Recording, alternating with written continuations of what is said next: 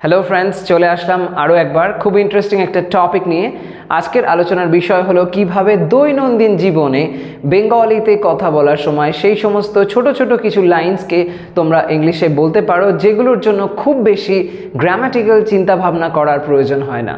অবশ্যই গ্রামারটা ইংলিশে কথা বলতে গেলে বা লিখতে গেলে ভীষণ ইম্পর্ট্যান্ট, কিন্তু এক্ষেত্রে এই সমস্ত যে কিছু কিছু লাইন্স তোমরা দেখতে পাবে, সেক্ষেত্রে খুব বেশি কিছু চিন্তাভাবনার প্রয়োজন নেই। জাস্ট এই লাইন্সগুলোকে মনে রেখে দৈনন্দিন জীবনে ইংলিশে যদি বলার চেষ্টা করো, তাহলে যেমন তুমি অনেক স্মার্ট সাউন্ড করবে, তার পাশাপাশি তোমার ইংলিশের গ্রোথটাও কিন্তু হতে থাকবে। তো অবশ্যই এই সমস্ত লাইন্সগুলোর ইংলিশগুলো জেনে নাও। আমি এই রিলেটেড ভিডিও আরও কয়েকটা করেছি, যদি না দেখে থাকো অবশ্যই দেখে নিও, ডেসক্রিপশন বক্সে তার লিঙ্ক দেওয়া আছে। তো এসব টাইম ওয়েস্ট না করে আজকের টপিক স্টার্ট করা যাক। তো আজকের প্রথম লাইনটা দেখো, কি বলা হচ্ছে? বহুদিন দেখা নেই, অনেক দিন পর বন্ধুর সাথে দেখা হয়েছে। তাকে দেখার পরে তাকে তুমি দেখে বলছো বহুদিন দেখা হয়নি তোর সাথে। এই যে সেন্সটা, এই সেন্সে কি বলবে?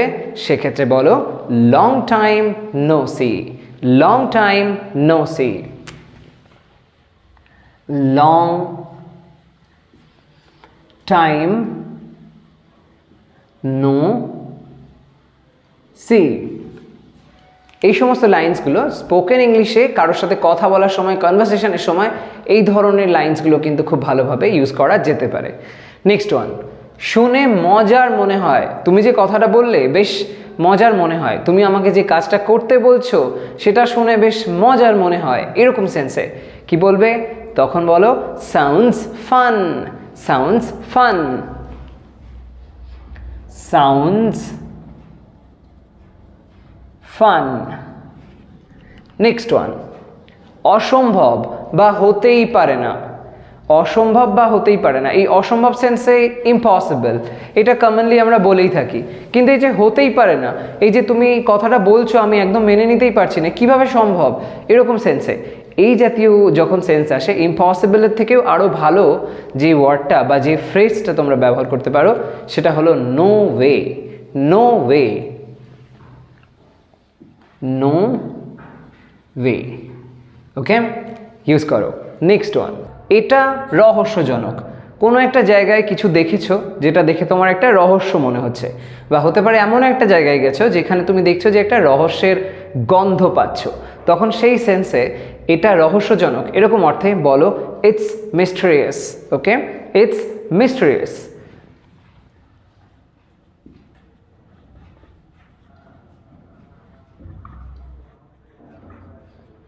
ওকে, ইটস মিস্টেরিয়াস।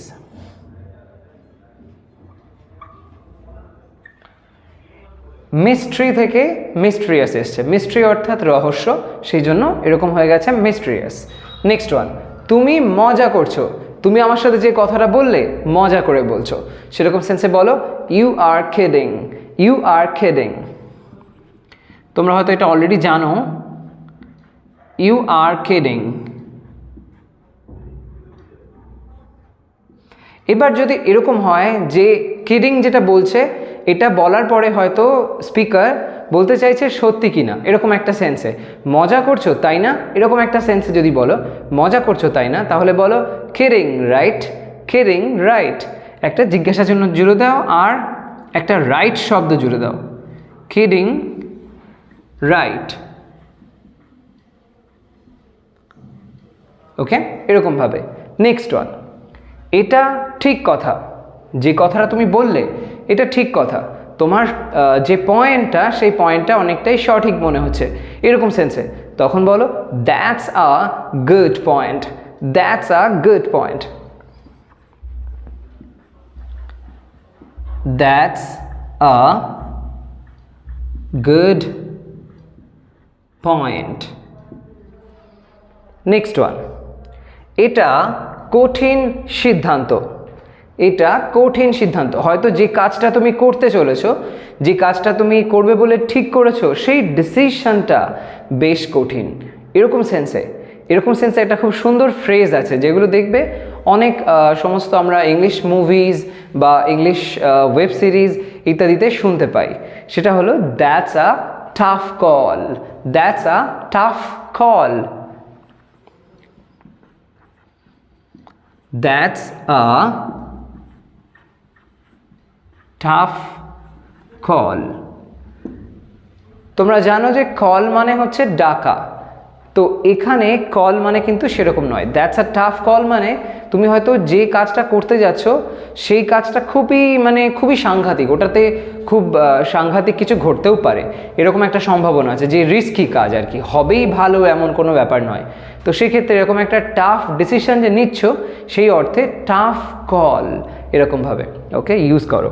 নেক্সট ওয়ান, কি হচ্ছে, কোনো একটা জায়গায় এসে কি হচ্ছে কাজকর্ম বুঝতে পারছো না, তো সেক্ষেত্রে এরকম ধরনের সেন্সে বলতে পারো। আবার এই ধরনের অর্থ হতে পারে যে আমার সাথে কি হচ্ছে বুঝতেই পারছি না, এরকম সেন্সে, কি হচ্ছে এটা, এরকম ধরনের সেন্সে কি হচ্ছে, তখন সেক্ষেত্রে বলো হোয়াটস হ্যাপেনিং, হোয়াটস হ্যাপেনিং। ওকে, হোয়াটস হ্যাপেনিং। এই হ্যাপেন মানে হচ্ছে ঘটা বা হওয়া, এরকম সেন্সে, বেসিক্যালি ঘটা সেন্সে হ্যাপেন ব্যবহার করি আমরা। এখানে কি হচ্ছে সেন্সে হোয়াটস হ্যাপেনিং সেটার ব্যবহার হচ্ছে, আমার সাথে কি ঘটছে এরকম ধরনের সেন্সে ইত্যাদি রকম অর্থে ওকে ইউজ করো। নেক্সট ওয়ান, তুমি ঠিক আছো, তুমি ঠিক আছো, এই লাইনটাকে আমরা কিভাবে বলতে পারি? যদি এটা আমরা এরকম পুরোপুরিভাবে বলি যে are you feeling all right, এরকম হয়, আর ইউ ওকে এরকম ধরনের হয়, কিন্তু একদম সহজ সরলভাবে অত গ্রামাটিক্যাল রুল অ্যাপ্লাই না করে এটাকে বলা যায়। সেক্ষেত্রে বলতে হবে you good, you are good দুটো শব্দ জাস্ট, ইউ মানে বোঝানো হবে যেটা সেটা হলো তুমি, তারপরে গুড মানে ভালো আছো এরকম সেন্সে, ইউ গুড। ওকে, জিজ্ঞাসা চিহ্নের সুরে এটাকে বলতে হবে, ওকে মনে রেখো। নেক্সট ওয়ান, ঠিকই আছে মানে যা হয়েছে ঠিকই আছে, এরকম কাজ করেছিলাম তাই জন্য আমি এরকম রিটার্ন পেয়েছি, ঠিকই আছে, এই ধরনের সেন্সে, এই ধরনের সেন্সে তোমরা বলতে পারো fair enough, fair enough, fair unfair সেই ফেয়ার আনফেয়ারের ফেয়ার, আর এনাফ মানে যেটা আমরা বাংলায় জানি যথেষ্ট, যেটা হয়েছে উপযুক্তই হয়েছে এরকম সেন্সে, ঠিকই আছে, ফেয়ার এনাফ।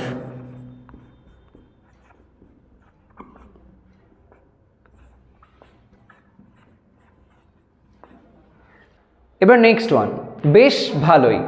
এই বেশ ভালোই সেন্সে একটা খুব সুন্দর ফ্রেজ আছে, সেটা হলো কুল বিনস, কুল বিনস।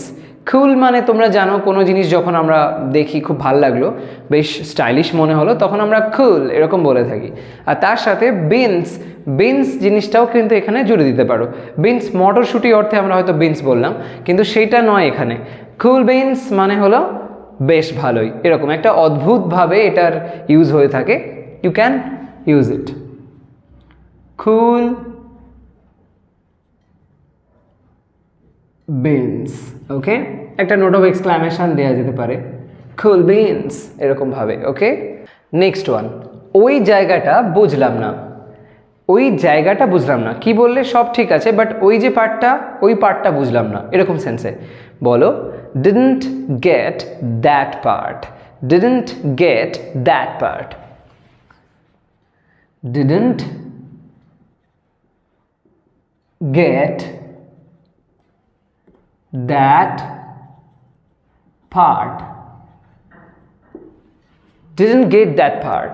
ওকে, তো অবভিয়াসলি ইউজ করতে পারো যখন হয়তো এমন কোনো কথা বলছো যে তুমি আমাকে যা বোঝালে প্রত্যেকটা অংশ আমি ভালোভাবে বুঝে গেছি যে আমাকে কি কি করতে হবে, কিন্তু পার্টিকুলারলি ওই জায়গাটা যেখানটা তুমি বোঝালে didn't get that part এরকমভাবে ট্রাই করো, খুব স্টাইলিশ সাউন্ড করবে। নেক্সট ওয়ান, বয়স হচ্ছে, বয়স হচ্ছে, এখন আর কি করে কাজটা করতে পারি বলো, বয়স হচ্ছে এরকম সেন্সে কি বলবে বলো getting old, getting old. Get ভার্বটা খুব ইউজফুল, অনেক রকমভাবে আমরা গেট শব্দটাকে ব্যবহার করতে পারি। তো গেট মানে আমরা জানি বেসিক্যালি পাওয়া বোঝায়, কিন্তু সব সময় কিন্তু এটা হয় না। বর্তমান দিনে এত বেশি ইউজ হয়ে গেছে, বিভিন্ন সিচুয়েশনে এটা বিভিন্ন রকম অর্থে ব্যবহার হচ্ছে। Getting old. নেক্সট ওয়ান, এটা করেই ছাড়ো, এটা করেই ছাড়ো মানে তোমাকে এটা করতেই হবে, এটা যেভাবে হোক, হবে কি হবে না এসব শুনতে চাই না, কিন্তু করেই তোমায় ছাড়তে হবে এরকম একটা ব্যাপার। সেই সেন্সে make it happen, make it happen, জোর দিয়ে বলছো, make it happen. Next one, একটু হালকাভাবে নাও, এত বেশি ডিপ চিন্তা ভাবনার মধ্যে চলে যেও না, খুব বেশি দুশ্চিন্তা করো তুমি, এত ভেবো না। কি করবে? একটু হালকাভাবে নাও, এরকম সেন্সে। Take it easy, take it easy. দেখবে এরকম কথা অনেকেই বলে, খুব কমন লাইন এটা। টেক ইট ইজি, ইউজ করো, take it easy. Next one, অবশেষে হলো, মানে অবশেষে শেষ হলো, অনেক ঝামেলা ঝঞ্ঝাট সব গেল, এরপরে অবশেষে কাজটা শেষ হলো, এরকম সেন্সে। কি বলবে? বলো finally it's done, finally it's ডান।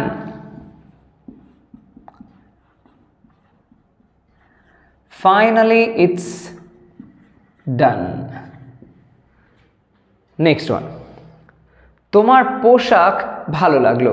তো তোমার পোশাক ভালো লাগলো মানে তোমাকে আমি যে দেখলাম সেটা দেখে আমার তোমার যে ড্রেসটা ভালো লাগছে, এরকম সেন্সে কি বলা যায়? সেক্ষেত্রে বলো loved your outfit, loved your outfit. ভালো লাগলো বলা হচ্ছে, সেজন্য লাভড বললাম। এবার যদি এরকম হয় যে পোশাকটা তোমার ভালো লাগেই আমার, বা সব সময়ই লাগে, এরকম সেন্সে, তো বলতে পারো লাভ ইয়োর আউটফিট, এরকমভাবে লাভড ইয়োর আউটফিট। যদি বলো আমার ভালো লাগলো, তো সেই সেন্সে আই লাভড ইয়োর আউটফিট, এরকমও বলতে পারো। তো আউটফিট মানে হচ্ছে পোশাক, যেভাবে ড্রেস ট্রেস পরে আছে সেইটা, যেভাবে অ্যাপিয়ার হচ্ছে সেটা outfit.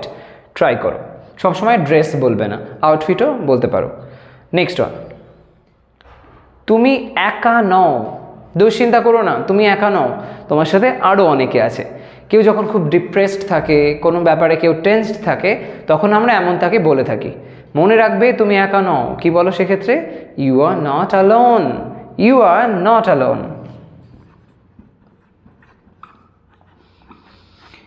You are not alone. Next one, শুনতে পারছি না, জোরে বলো। ফোনে অনেক সময় কথা বলার সময় এটা হয়, কেউ এত আস্তে আস্তে কথা বলে হয়তো বোঝা যাচ্ছে না, বা এমনও হতে পারে নেটওয়ার্কে বিভিন্ন রকম প্রবলেমের জন্য আমরা বুঝতে পারছি না, তখন সেক্ষেত্রে এমন কথা বলে থাকি। সেক্ষেত্রে কি বলবে? শুনতে পারছি না, জোরে বলো। So speak up, can't hear you, speak up, can't hear you, বা can't hear you, speak up, এরকমভাবে বলতে পারো, আগে পরে অসুবিধা নেই। তো শুনতে পারছি না, জোরে বলো। এই জোরে বলোটা প্রথমে বলতে পারো কথাটা। স্পিক আপ মানে জোরে বলো, ভালো লাগবে শুনতে। স্পিক আপ, জোরে বলো, কেন না শুনতে পারছি না। Can't hear you, can't hear you. Okay, speak up, can't hear you, এরকমভাবে। এবার কান্ট হিয়ার ইউটা আগে বললেও অসুবিধা নেই, যেটা বললাম আমি, যে শুনতে পারছি না এই পার্টটা আগে বললে can't hear you, speak up, জোরে বলো, এটা হয়। ওকে, আমি ঘুরিয়ে লিখলাম। নেক্সট ওয়ান, এবার মানে দাঁড়ালো। এতক্ষণ পর্যন্ত যা হচ্ছিল কিচ্ছু বোঝা যাচ্ছিল না, অবশেষে এবার মানেটা ঠিকঠাক দাঁড়ালো। কোনো একটা কিছু হয়তো দেখে তুমি বলছো, কোনো একটা লেখা আগে যেমনভাবে লেখা ছিল ঠিক ছিল না, এবার ওটাকে আবার রিফ্রেশ করা হয়েছে, আবার নতুন করে রিরাইট করার পরে তখন সেটা দেখে মনে হচ্ছে হ্যাঁ এবার ঠিক আছে, মানেটা এবার বোঝা যাচ্ছে, এরকম সেন্সে কি বলবে? মেক্স সেন্স নাও, মেক্স সেন্স নাও। শুধু লেখার ক্ষেত্রেই নয়, যে কোনো সিচুয়েশানেই হতে পারে। কারোর সাথে কথা বলছো, সে হয়তো কিছু এমন বোঝালো, এতক্ষণ পর্যন্ত বলছিল বুঝতে পারছিলে না, এবার এমনভাবে বোঝালো যে এই কারণের জন্য এই ঘটনাটা ঘটছে, দেন ইউ ক্যান রিয়ালাইজ যে হ্যাঁ এবার এর একটা অর্থ দাঁড়াচ্ছে, তাই জন্য বলছো মেক্স সেন্স নাও, সেটাকে ব্যবহার করো। মেক্স সেন্স নাও। ওকে, তো ইউজ করো। এরকম বিভিন্ন রকমভাবে এই সমস্ত ফ্রেজেসগুলো দৈনন্দিন জীবনে যখনই সুযোগ পাবে ইউজ করতে থাকো, তাহলে স্পোকেন ইংলিশের গ্রোথটা খুব ভালোভাবে আসবে আর তোমরা অনেক স্টাইলিশ সাউন্ড করবে।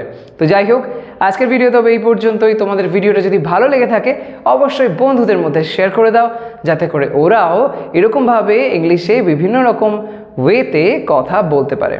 তো সবাই ভালো থাকো, সুস্থ থাকো। নেক্সট ভিডিওতে আবার চলে আসবো আরেকটা কোনো ইন্টারেস্টিং টপিক নিয়ে। Bye bye.